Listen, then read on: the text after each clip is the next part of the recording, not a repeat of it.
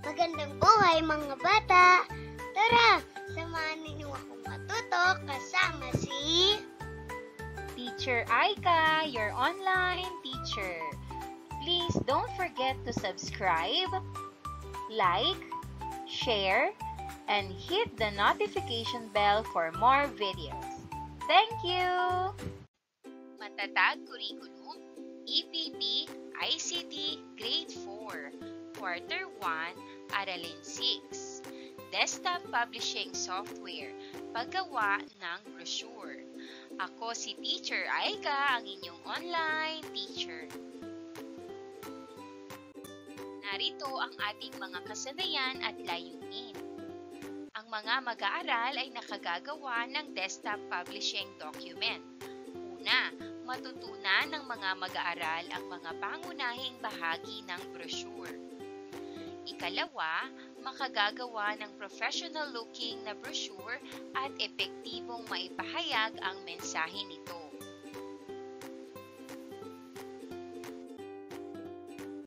Tingnan mabuti ang mga larawan.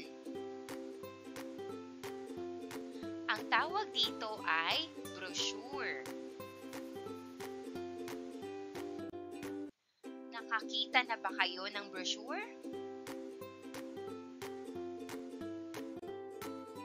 Ano ang mga bahagi at impormasyon na nakalagay dito?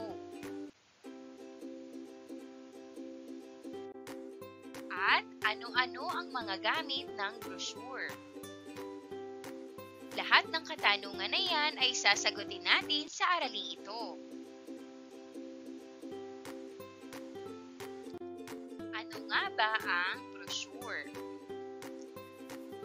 Ang brochure ay isang nakatiklop na dokumentong papel na naghahatid ng mahalagang impormasyon tungkol sa produkto, serbisyo, brand, programa at iba pang mga kaganapan upang i-promote o i-advertise ito. Samantala, ang newsletter naman ay isang mahalagang babasahin at nagbibigay ng mahahalagang impormasyon sa mga nagbabasa.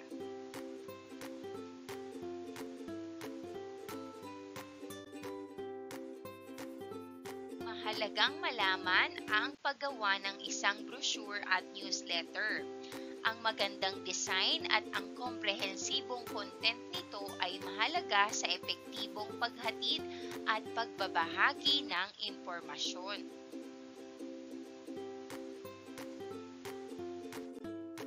Sa pagtatapos ng araling ito, magagawa ninyong gumamit ng Microsoft Publisher upang makagawa ng professional-looking brochure at newsletter. Kilalanin natin ang mga salita na dapat nating matutunan sa araling ito. Una ay brochure, ikalawa, newsletter, at ikatlo, design. Brochure. Ito ay isang uri ng publication na nabubuo gamit ang desktop publishing software. Ang newsletter naman ay tumutulong upang ma-deliver ang mga mahalagang impormasyon, mag-share ng updates, news o promotion sa produkto o serbisyo.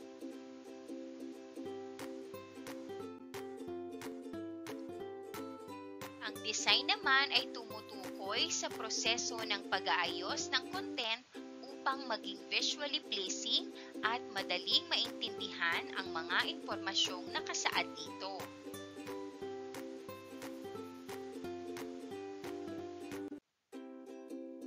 Ang brochure ay isang uri ng publication na ginagamitan ng disenyo. Ang publication design ay tumutukoy sa proseso ng pag-aayos ng content upang maging visually pleasing at madaling maintindihan ang mga impormasyong nakasaad dito. Ang brochure ay maaaring nakaprinta sa papel at maaari din itong digital. Depende sa layunin, kinakailangan pumili sa mga uri ng brochure. Maraming uri ng brochure ang maaaring pagpilian, gaya ng bifold, trifold at Z-fold. Lahat ng uri ay may kanya-kanyang layunin at madalas ay ginagamit sa iba't ibang sitwasyon. Narito ang mga halimbawa ng brochure. Isa-isahin natin. Mga uri ng brochure. Una ay ang bifold brochure. May dalawang piraso na pinagsama kaya't kapag binuksan mo ito, mayroon kang 4 na panel. Madalas itong ginagamit para sa simpleng presentasyon tulad ng mga negosyo na nais magbigay ng pangunahing impormasyon tungkol sa kanilang mga produkto o serbisyo.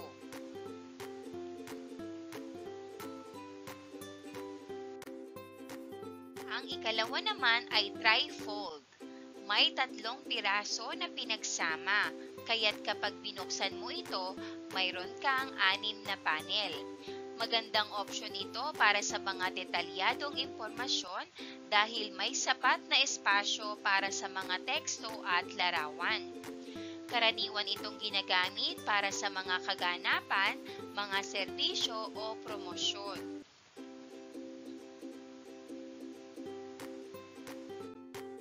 Ang ikatlo naman ay ang Z-fold brochure. Katulad ng trifold, ngunit ang pagbubukas nito ay parang Z na pattern.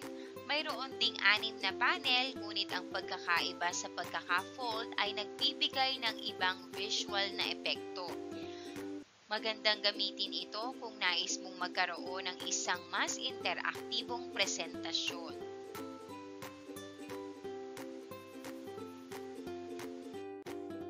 Ang ika-4 naman ay ang gatefold brochure. May 2 panel na matatagpuan sa magkabilang panig na bumubukas sa isang mas malaking panel sa gitna. Karaniwang ginagamit ito para sa mga high-end na marketing materials dahil sa eleganteng disenyo nito.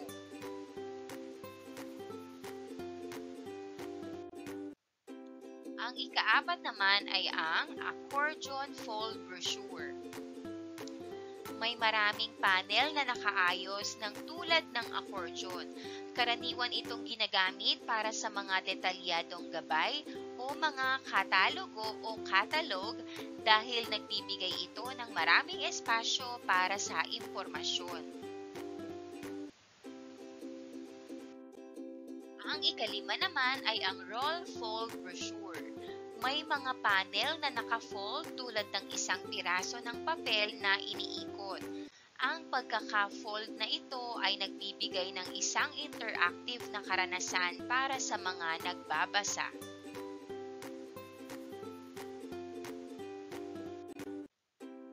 Tumako na tayo sa mga pangunahing bahagi ng brochure.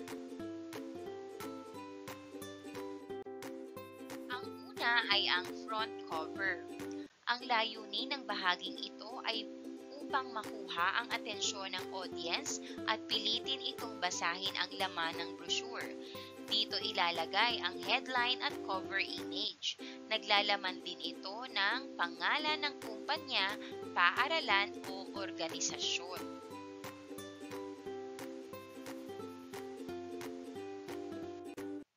Ang ikalawa naman ay the inside flap. Ang bahaging ito ay mahalaga dahil ito ang nanghihikayat ng tao upang basahin ang nilalaman ng brochure.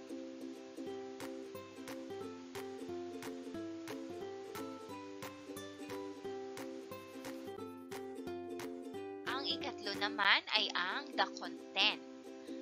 Ang content ay ang main section ng brochure. Ang content ay nagbibigay ng lahat ng impormasyon tungkol sa layunin ng brochure. Nagbibigay ito ng impormasyon ng produkto, kumpanya, at mga mahalagang kaganapan.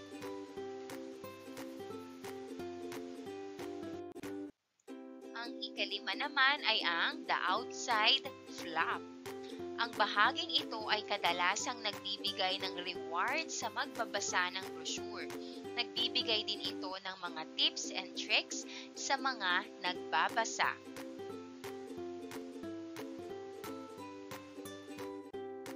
Ang ika-6 naman ay ang the back cover. Layunin ng bahaging ito na i-engage ang mga tao sa iyong business. Makumbinsi silang bumili, mag-donate, maging bahagi ng event o i-follow ang iyong page sa social media.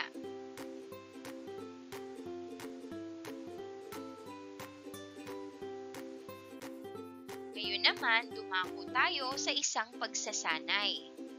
Paggawa ng trifold brochure. Number 1, buksan ang publisher at gumamit ng template.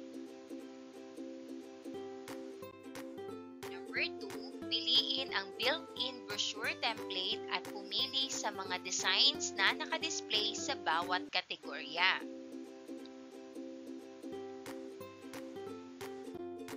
Number 3, i-customize ito gamit ang color scheme command at piliin ang color scheme na gusto. Number 4, sa font scheme naman ay piliin ang font scheme na gusto mo.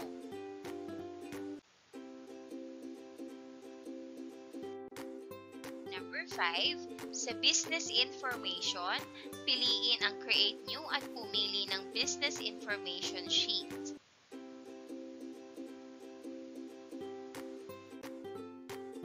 Number 6, sa page size, piliin ang 3 panel.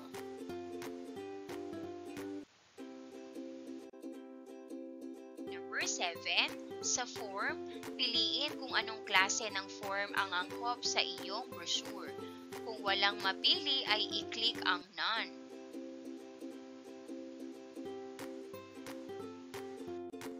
Number 8, i-click ang Create at makikita na ang napiling brochure sa publication.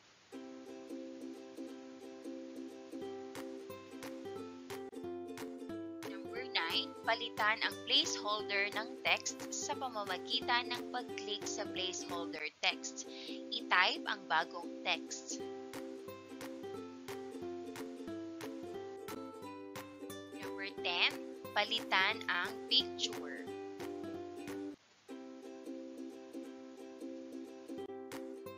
Number 11, i-right-click ang placeholder picture, piliin ang change picture at i-click ang change picture command.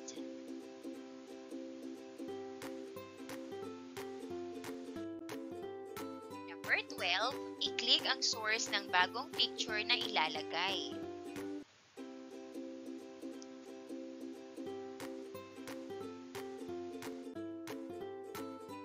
Number 13, pumili ng picture na angkop sa publication at i-double-click ito.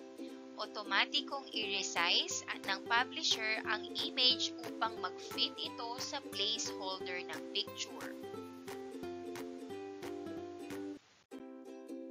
Number 14, ulitin ang prosesong ito kung magpapalit ng iba pang picture.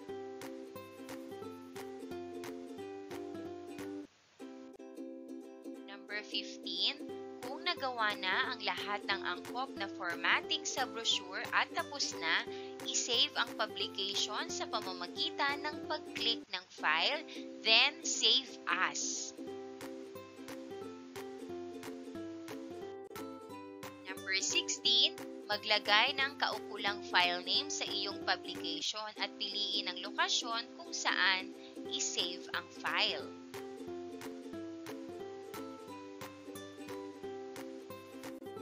At number 17, kapag na-save na at maayos na ang brochure, i-print na ito.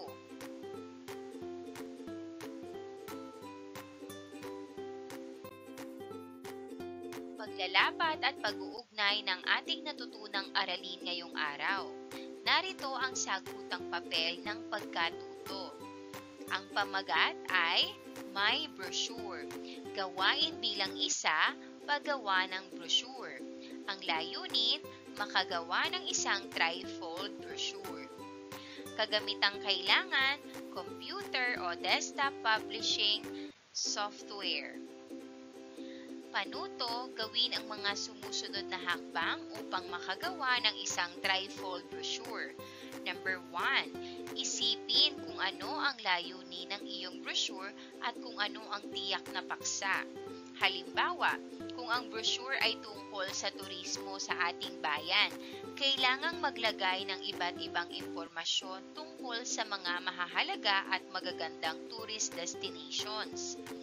Number 2, gawin ang draft at i-layout ang iba't ibang elemento sa bawat panel o ibahagi o bahagi ng trifold brochure.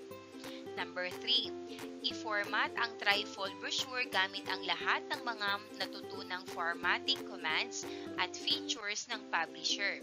Gawing professional looking ito. Number 4, kung tapos na, i-save ito sa computer at gamitin ang file name na My Brochure and then your last name. Number 5, i-print ang brochure at ipasa ito.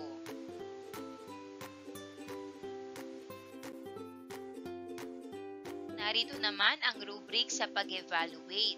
4 na puntos ang pinakamataas at 1 puntos naman ang pinakamababa. Ang mga kasanayang kaalaman ay ang mga sumusunod: accuracy, neatness, creativity, at colorful. Good luck! Para naman sa pabaong pagkatuto, unang tanong, ano-ano ang mga natutunan sa paggawa ng brochure o newsletter gamit ang publisher? Ang sagot, sa paggawa ng brochure o newsletter gamit ang publisher, matututunan mong magdisenyo ng magandang layout, mag-organisa ng text at larawan, at gumamit ng mga template.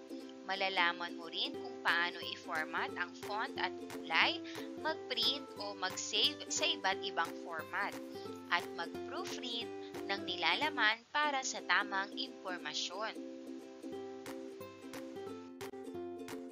Ikalawang tanong, ano-ano ang mga dapat isaalang-alang sa paggawa ng brochure o newsletter upang mapaganda ito gamit ang mga iba't ibang pamamaraan?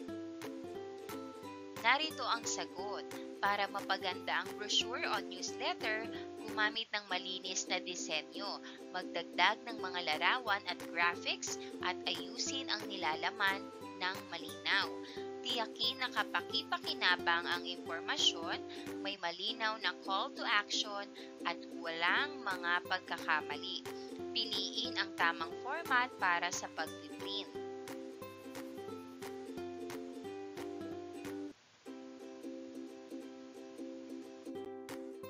Ikatlong tanong, bakit ito mahalaga? Ang sagot, mahalaga ang magandang brochure o newsletter dahil ito ay nagbibigay ng malinaw at kaakit-akit na impormasyon sa mga mambabasa.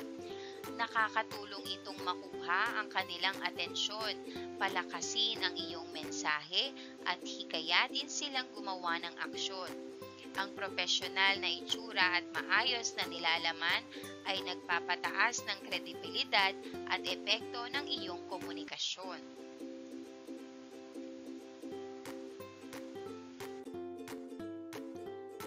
Para sa ating pagninilay sa pagkatuto, kumpletuhin ang pangungusap. Ang pagkakaroon ng kaalaman sa Microsoft Publisher ay makakatulong sa... Ang sagot, ang pagkakaroon ng kaalaman sa Microsoft Publisher ay makakatulong sa paglikha ng mga profesional na materyales tulad ng brochure, flyers, at newsletters.